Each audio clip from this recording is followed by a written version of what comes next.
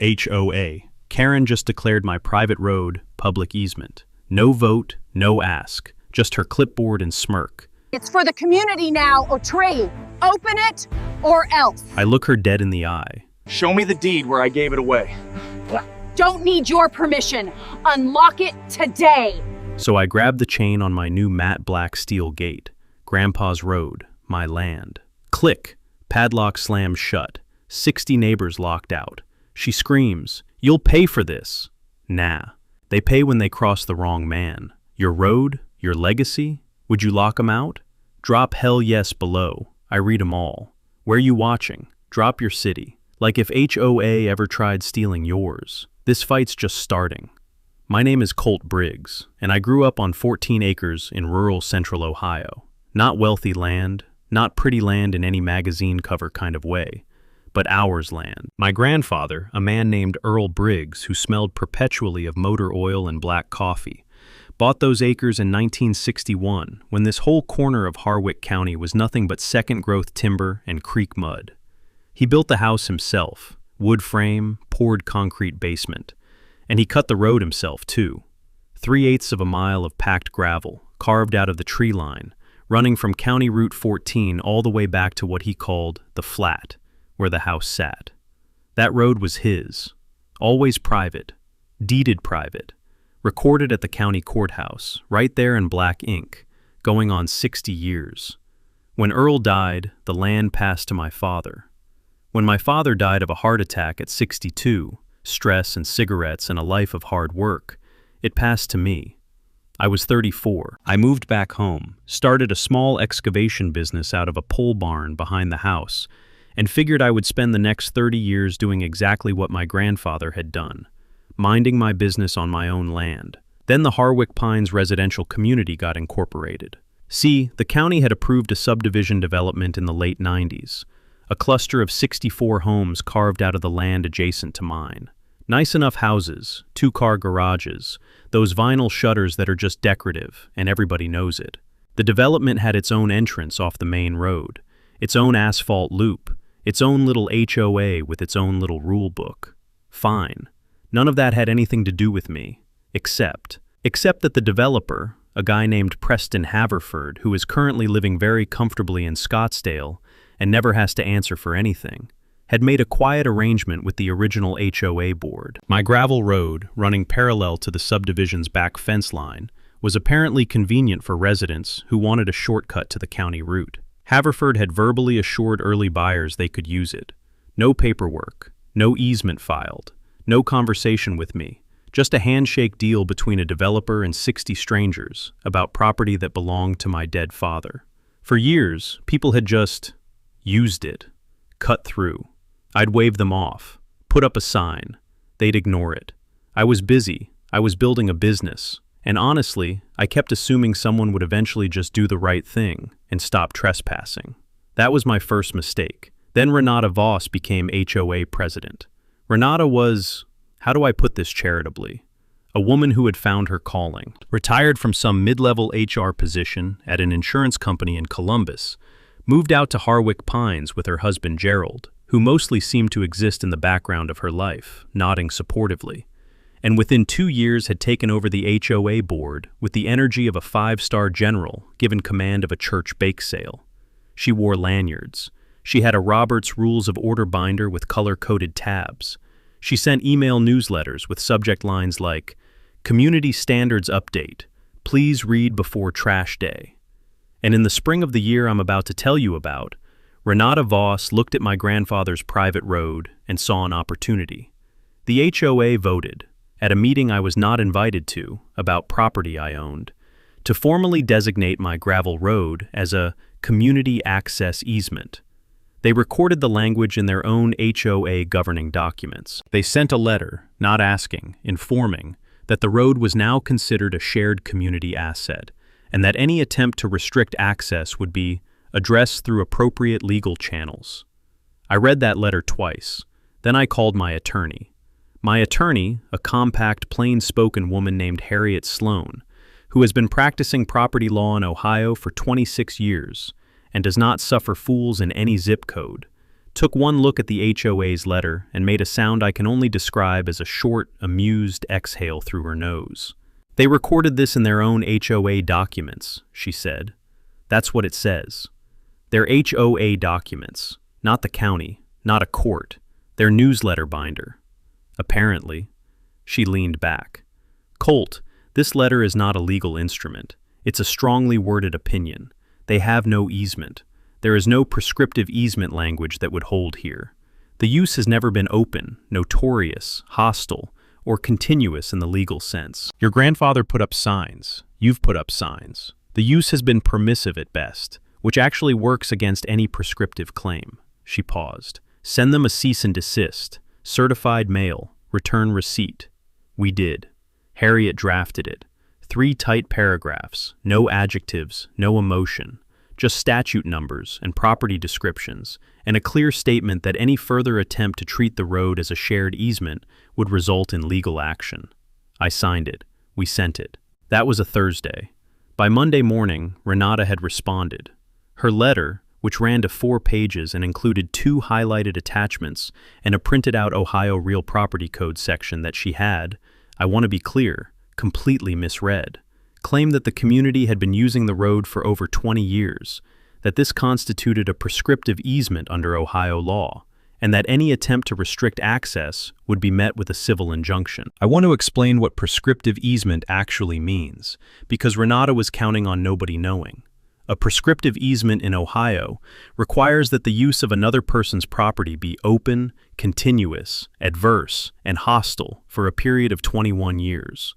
The key word is adverse, meaning the user is claiming a right that the property owner disputes. If an owner permits use, puts up a sign, waves people off, gives informal permission, that use is not adverse. It's tolerated. Tolerated use cannot ripen into a legal easement. Takeaway: permissive use kills prescriptive easement claims. Harriet wrote back explaining this in one clear paragraph. Renata ignored the explanation and filed a complaint with the county zoning board, claiming I was creating a public safety hazard by refusing community access to an established roadway. Meanwhile, and this is where it starts to get genuinely absurd, residents were still using the road every single morning. I could hear them from inside my kitchen. The crunch of gravel under tires starting around 6:45, the diesel rumble of a couple of trucks, the wet leaf smell from the tree line mixing with exhaust fumes. Every morning, like they'd already won. I called the county sheriff's office, filed a formal trespass complaint. An officer would need to come out, I was told, observe the trespass, and issue warnings.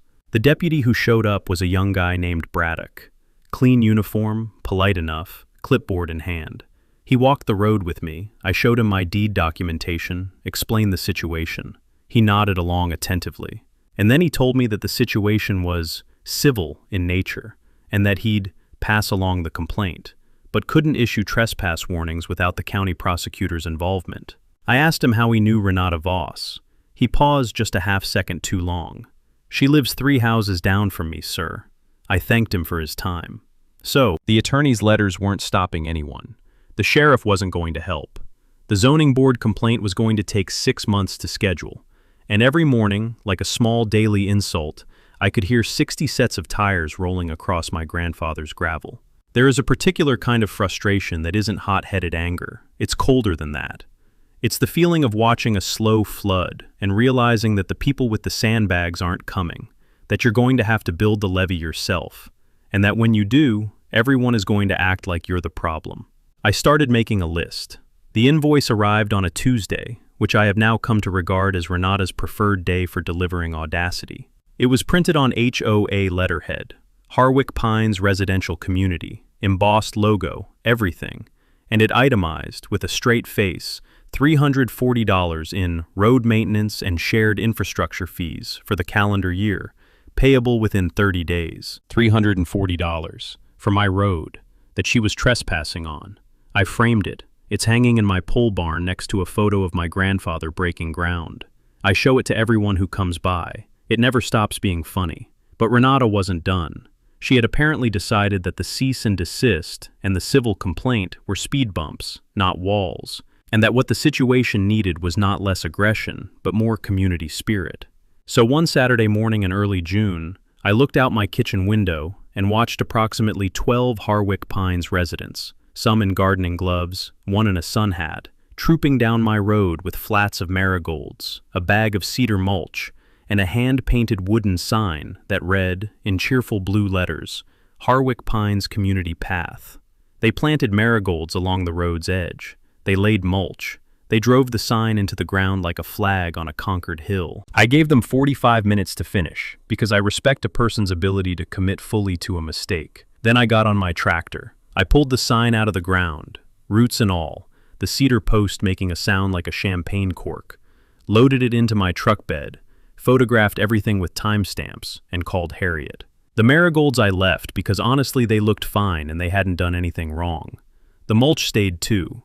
The sign went to Harriet's office as exhibit evidence in the civil trespass case we were now actively building. Here is where the ground started to shift though, because not everyone in Harwick Pines was on Renata's side. That same week, I got 3 separate phone calls from subdivision residents who had seen the community beautification stunt and were, to put it mildly, not thrilled. A retired high school football coach named Warren Steck called to tell me he'd voted against the road designation from the beginning and had the meeting minutes to prove it. A woman named Dolores Farr, 50s, sharp, worked in county land records, called to say she'd looked up my deed and thought Renata was playing a very dangerous game. And a younger guy named Fetch Calloway, who owned a landscaping business, called to apologize for his wife having participated in the marigold event without understanding the full situation. These 3 phone calls mattered more than they seemed at the time. I took notes. Meanwhile, I'd installed 2 trail cameras, the kind hunters use, motion-activated, weatherproof, at either end of the road. Within 2 weeks, I had logged 847 separate vehicle transits, license plates, timestamps, a full visual record of ongoing continuous trespass across documented private property. Harriet was pleased. "You're building a very clean case," she said. "I'm not just building a case," I told her. "I'm building a gate." She paused. "A literal gate?" "The most literal gate you've ever seen." She was quiet for a moment. "Just make sure you have your property lines surveyed first." That was actually excellent advice. I want to talk about the emergency vehicle gambit because it was Renata's smartest move and almost worked. She posted in the Harwick Pines Facebook group, a group I was not in, but Dolores Farr was, and she screenshotted everything with the methodical loyalty of a person who has worked in records her entire life, claiming that Colt Briggs was planning to block the only secondary emergency access route to the subdivision, that if there was a fire or a medical emergency and the main entrance was blocked, ambulances and fire trucks would have no alternative route, that children could die, that Colt was choosing his property dispute over community safety. Now, this was a lie, but it was a well-constructed lie because it contained just enough geographic plausibility that people who didn't know better would believe it.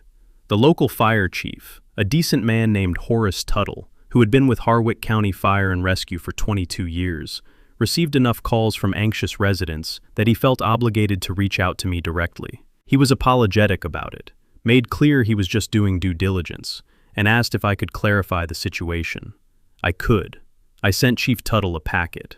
In it, the county's official emergency vehicle routing maps, which showed 2 certified access routes to Harwick Pines, neither of which was my road, a copy of my deed, a letter from my attorney, a note explaining that my road was not on any county emergency access plan, had never been designated as such, and that any claim otherwise was factually incorrect and demonstrably so. Chief Tuttle called me back the next morning. "Mr. Briggs," he said, "I appreciate the thoroughness. I'll be sending a clarifying communication to the residents." He paused. "Whoever told them this wasn't being straight with them." "No, sir," I said. "They were not." Takeaway: always check whether a claimed emergency access route is actually recorded with the county fire marshal, because if it isn't recorded, it doesn't exist legally. But Renata had already moved the goalposts before Tuttle's clarification even went out. Her new target was the County Planning Commission.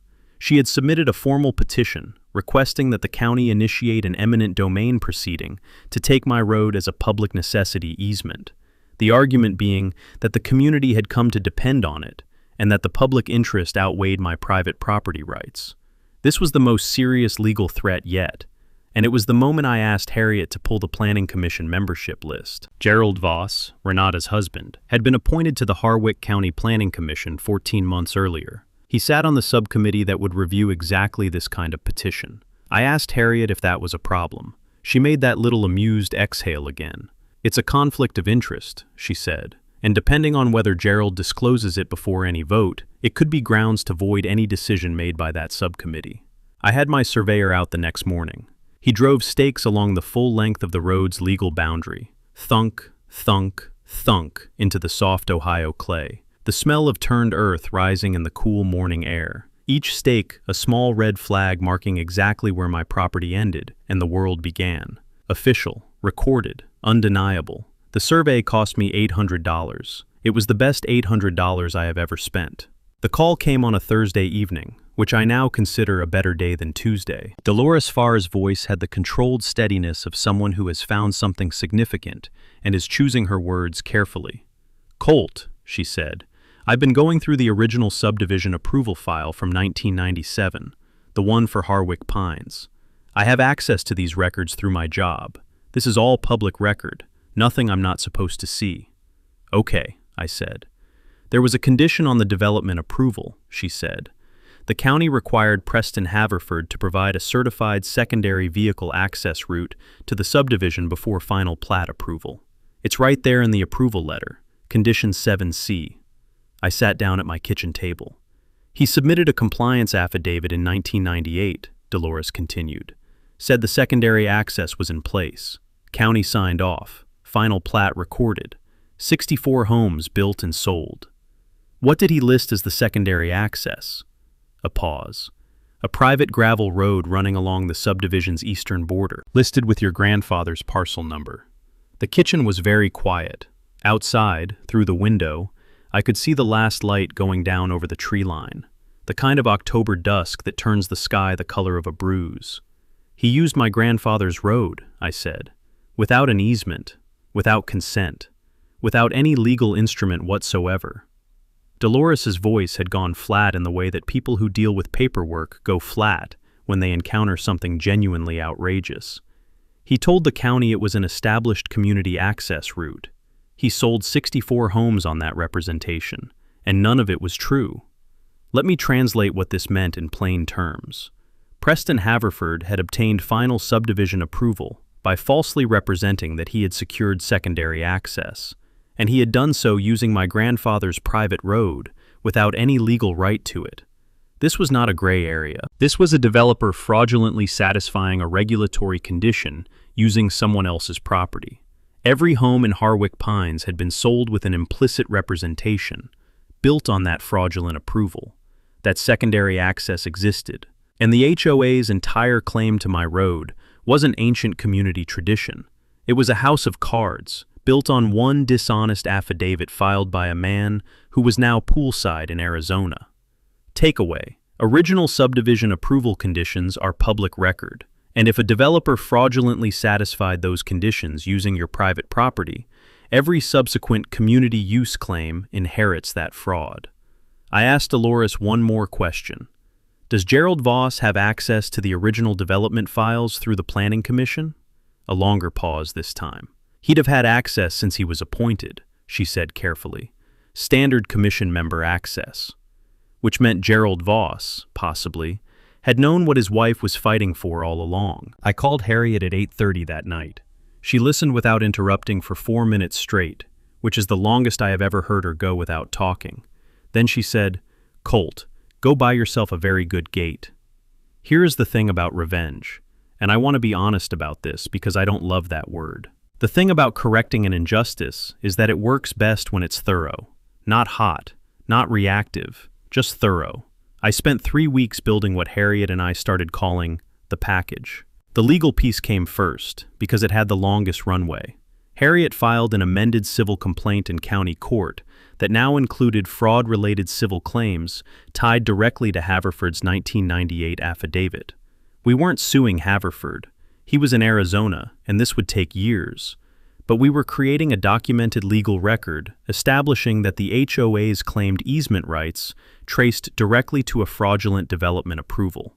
That record would matter. Simultaneously, Harriet drafted a formal conflict of interest disclosure, addressed to the full Harwick County Planning Commission and the County Attorney's Office, identifying Gerald Voss's role on the commission, his marital relationship to the HOA president currently petitioning for county intervention on the road matter, and requesting that Gerald recuse himself from any related deliberations, and that any actions taken by the subcommittee while Gerald was a member be reviewed for procedural validity. This letter went out certified mail, with a copy to the local newspaper's county desk.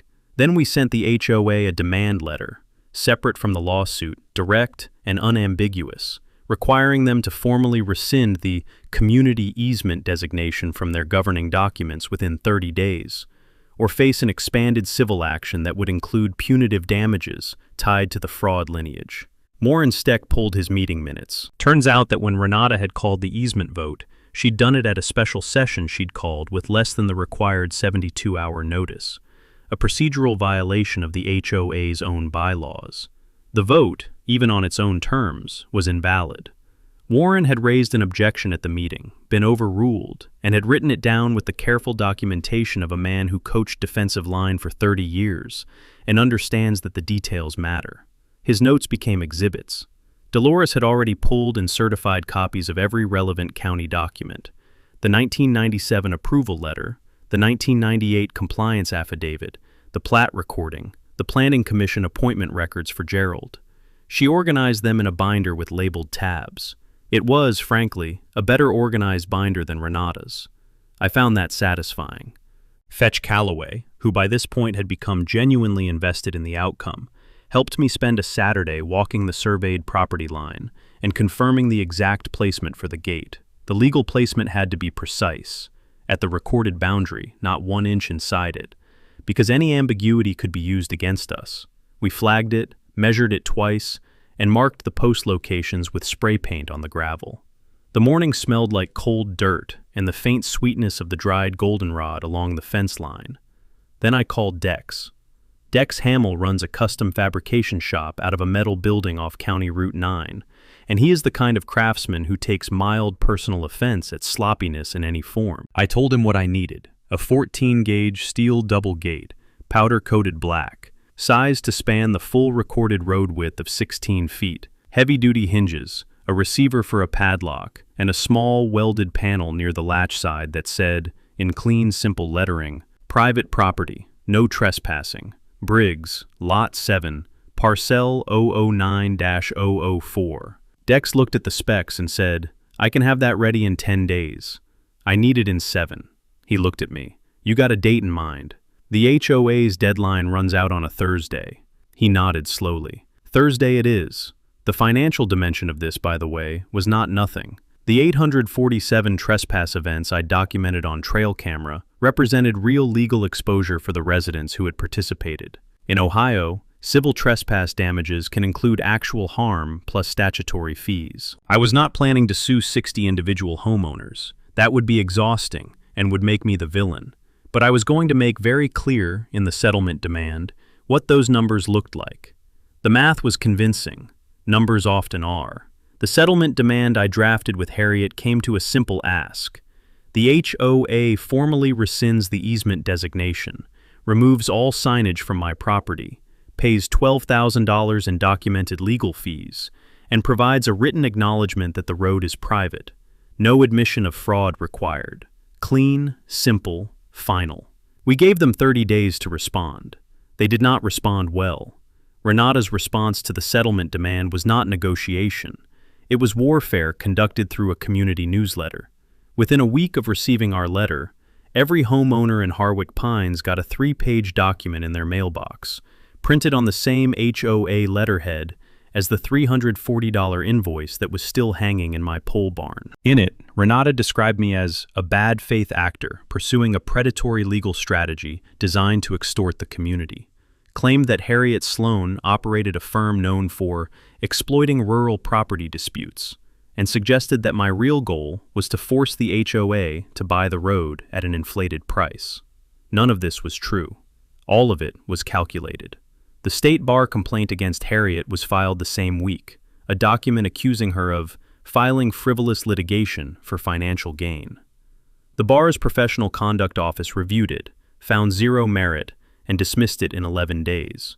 But those 11 days cost Harriet time and cost me anxiety, which was the point. Here is where Renata made her second-to-last serious mistake. She contacted the local paper. She apparently assumed that calling the Harwick County Register with a story about a neighbor bullying a community would produce sympathetic coverage. What she got instead was Petra Mosley, 26 years old, 3 years out of Ohio State's journalism program, and the kind of reporter who actually goes to the county records office. Petra called me after she'd spent a day in the records room. Her voice had the careful neutrality of someone who has found more than they expected. "Mr. Briggs," she said, "I've been looking at the 1998 compliance affidavit. I'd like to talk to you and your attorney about the timeline." "Our door is open," I said. We met with Petra for 2 hours. Harriet walked her through the legal chain. Dolores Farr joined us by phone and explained the records she'd found. Warren Steck brought his meeting minutes. Petra took notes with the focused, slightly wide-eyed energy of someone realizing this story was bigger than a neighbor dispute. We asked her to hold publication until we were ready to act. She agreed, contingent on being present for whatever came next.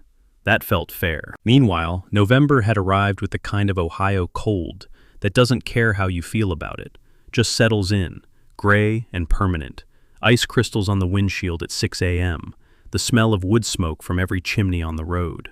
At Dex's shop, I could see the gate taking shape in the back bay, the steel frame upright, the crossbars welded, the powder coat drying a deep matte black that looked, honestly, extraordinary.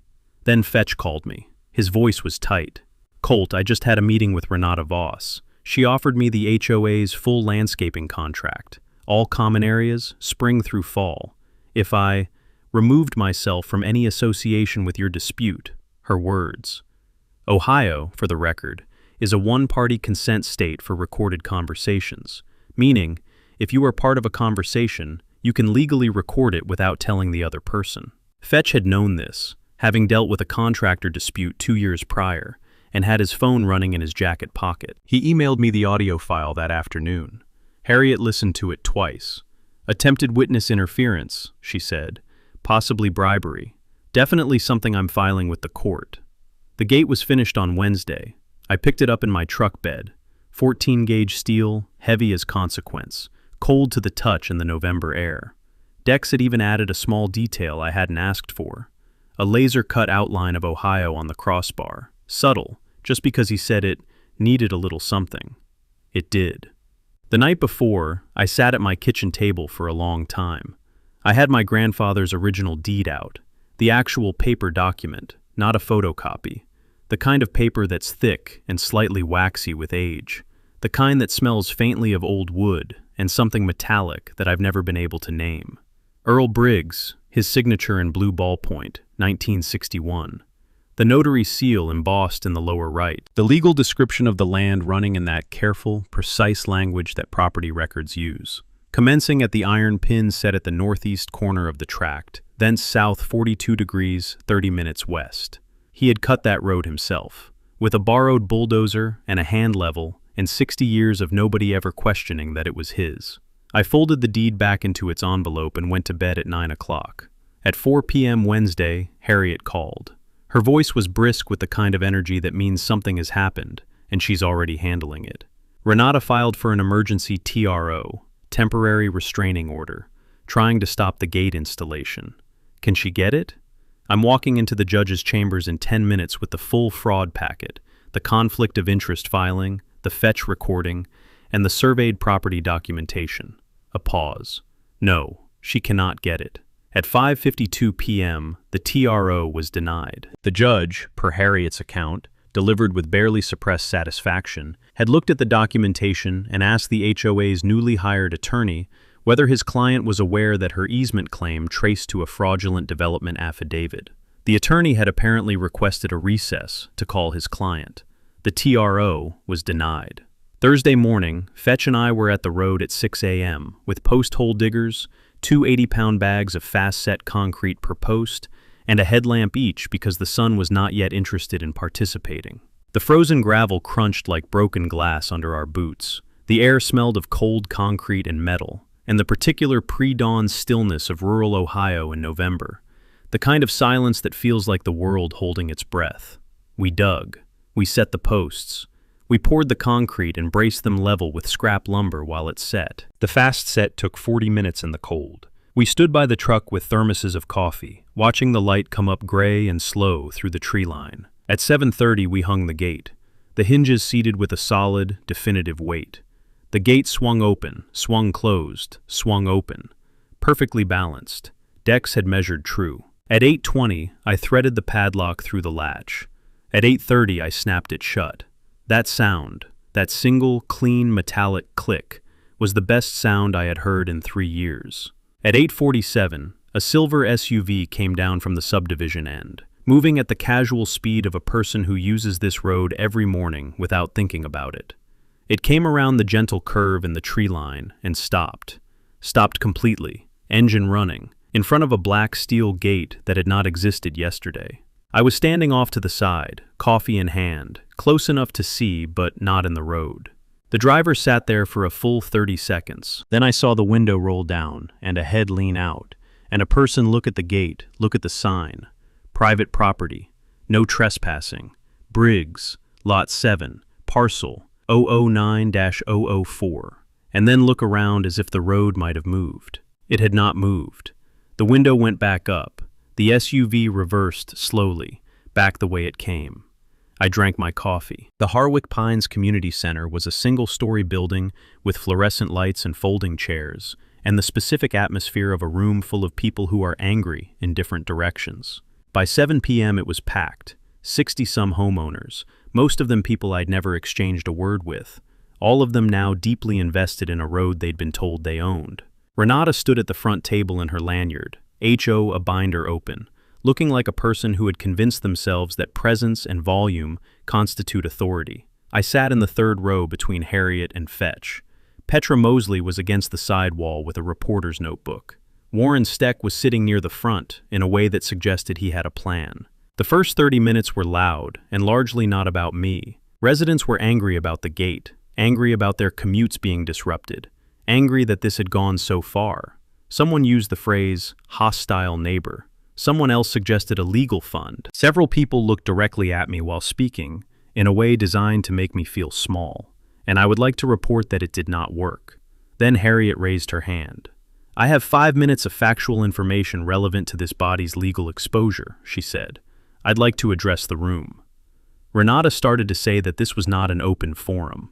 Warren Steck, who had apparently been waiting for exactly this moment for approximately 18 months, stood up, opened his own binder, cited Section 4.3 of the HOA bylaws.